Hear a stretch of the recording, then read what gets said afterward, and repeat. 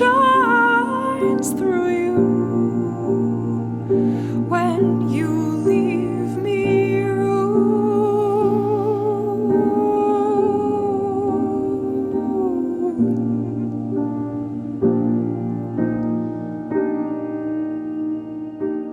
Libra, contentment leading to self-composure.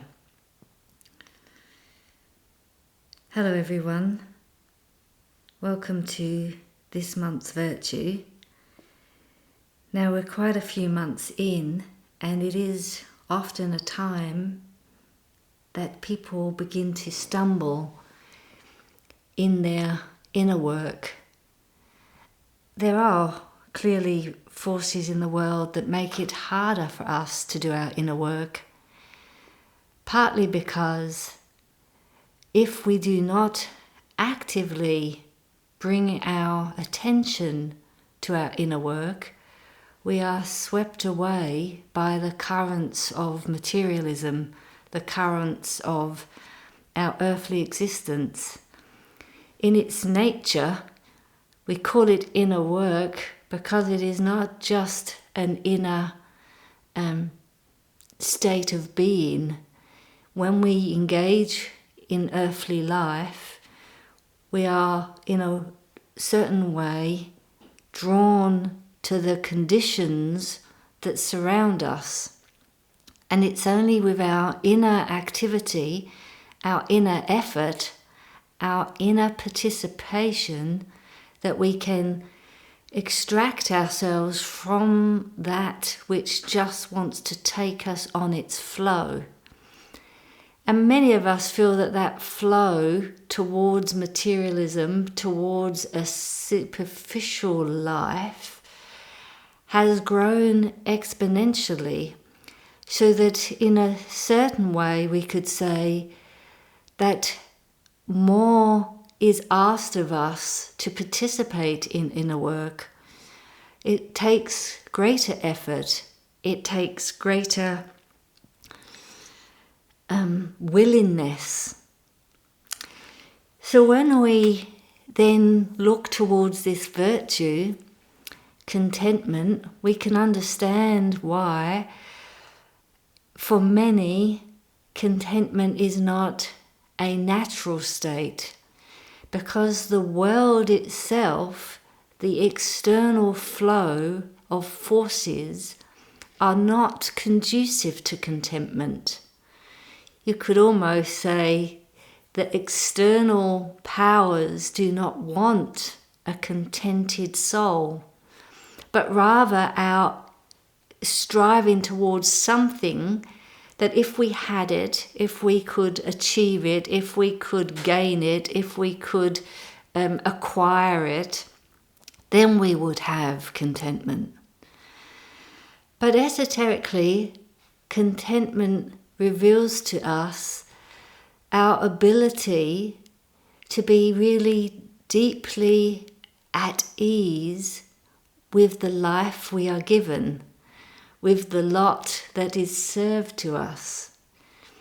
Now that is a power unto itself in a world that's demanding you to strive for something you don't have, and yet you're saying, I can find a place in myself that is at ease with my world, that is content with the circumstances of my life. So this would be a valuable practice to take on daily, even though we know that maybe much of our day is pulled in a different direction, to find this moment where we can be deeply at ease with our life. And to say yes, actually, to the circumstances that I find myself within. Now this could, of course, build with us a deeper understanding of the relationship to karma and the relationship to the wisdom of the spiritual world that sets the circumstances of which I may grow towards a deeper and richer life. So to be content is almost to recognize a wisdom that is at work, even though I might not be able to perceive it. And simultaneously, we also know there are efforts to draw us away from that wisdom recognition. So we are facing that as a dynamic in our own soul. How do I say really yes to my lot, to what is given to me today, to be content with how my world is unfolding, and at the same time recognize these other impulses that say, I want more. And some of those impulses are actually stimulating us towards our own growth.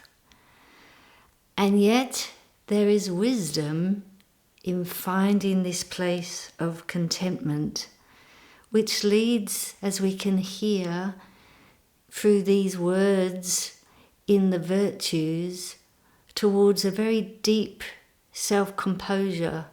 Because if you can imagine living with that level of contentment of the unfolding day, you're going to meet the day differently.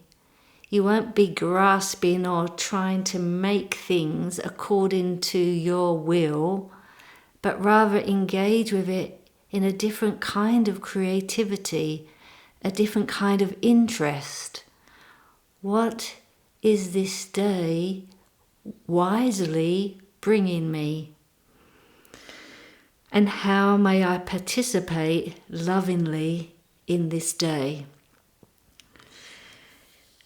So can we find that in these times? This is difficult. So we'll begin this journey to sensing into contentment and building these qualities.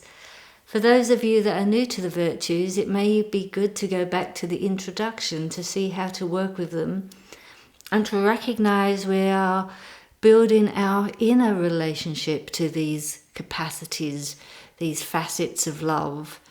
It's not about how do I engage them into the world around me as a practice yet, but rather how do I discern these qualities, recognize the difference between compassion, courtesy, contentment? Do I know them? Do I need to work more clearly with one more than another? As I work through them each month, I may find myself clearly recognizing there's one that is calling me more, that I would add to this daily practice, even though monthly I will inquire into them as they unfold.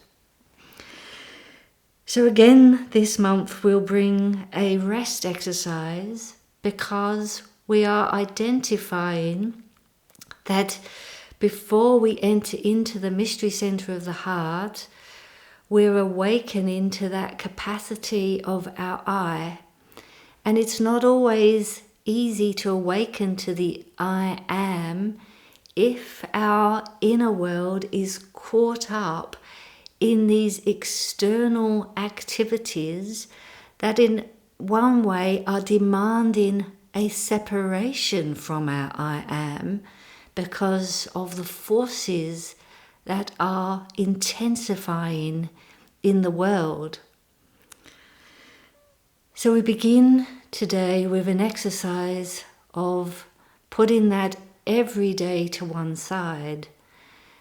I want to introduce this very classic is a strange way to say, but maybe an archetypal exercise for this restfulness of soul, which is working with a word of power, working with a word like restfulness, and recognizing this not to be connected to a bodily rest, but a deep resting of the soul, that it is not agitated by the world around or caught up or grasping, but rather finding a tranquility in the now, in the being of presence now, in the resting in this moment now. So certain words help us to reflect back into our soul, that deeper activity. Now you may best use the word in the language of your own soul. So of course if you're German or French or you have a different mother tongue, the word may resound better in your own language. So we're looking for this word that reflects back to you restfulness, where you can deeply rest in the now. Tranquility might be that word. And in a sense you can almost hear how finding this restfulness is a step towards this contentment. So when we're working with a word of power, we think the word, but more importantly, we try to become the word. Let that word restfulness resound through you so you become actively connected to the meaning of the word. It may be for you tranquility, it may be peacefulness. But it is a word that you know when you speak it, your soul can drink it in, and in drinking it in, it becomes resonant with that word. Restfulness. Hear it, become it.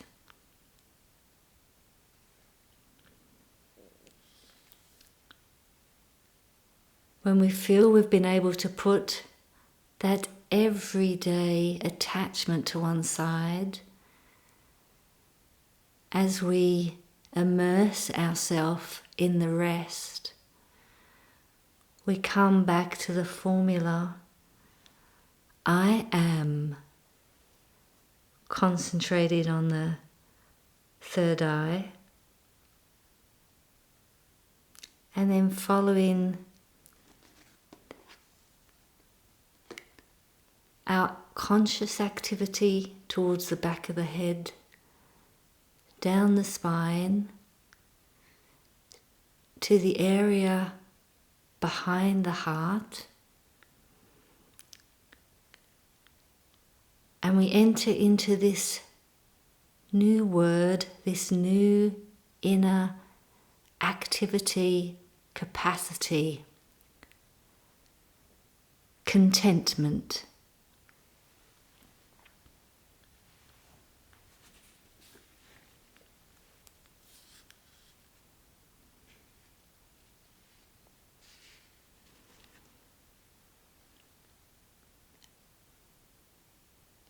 And for those of you that are working with the verse,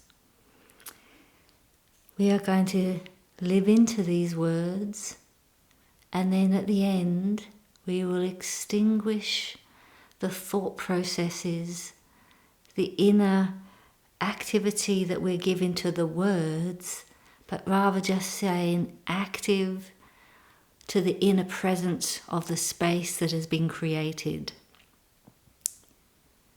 Libra.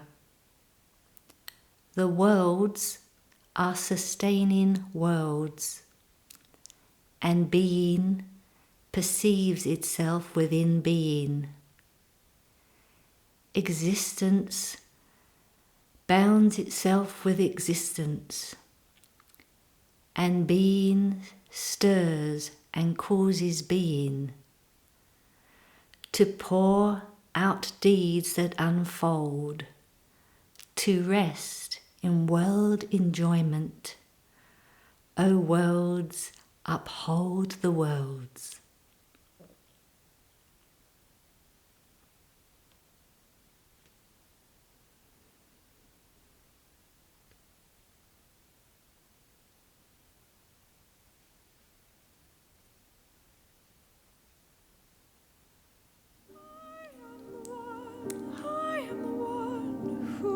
shines through you when you